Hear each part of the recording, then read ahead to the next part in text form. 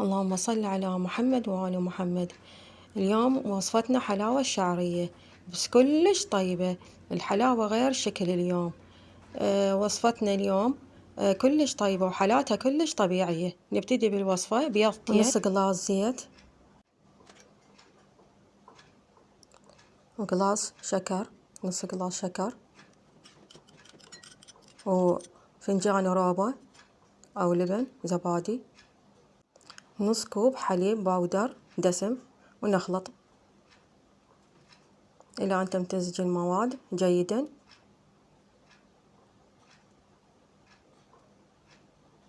ثم نضيف ما يعادل 250 غرام من مبروش جوز الهند.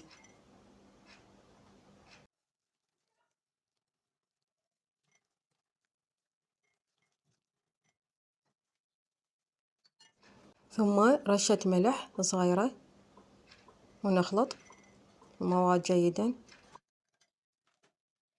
ومن بعدها تضيفون قطرات من الكراميل أو الفانيلا أو أي نكهة تحبون حسب الرغبة، ونخلط. ثم نضيف كوب من الحليب السائل ونخلط.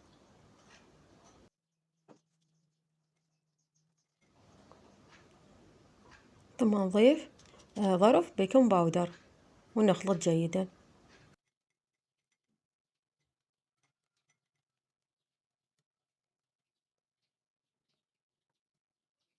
ثم نضيف كيس من الشعرية الباكستانية ونخلط،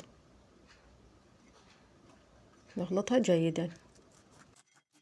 ومن بعدها ننزل نص الكمية بقالب مدهون وبورق زبدة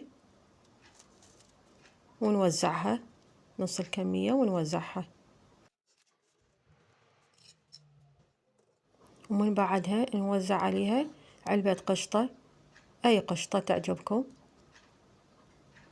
ومن بعدها ننزل عليها القسم الثاني ونوزعها على القشطة حتى تكتمل الكمية.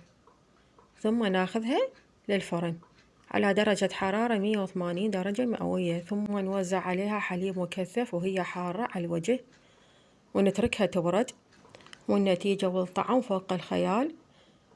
طبعا طعمها كلش طيب، تجنن علينا وعليكم وبألف عافية. أنصحكم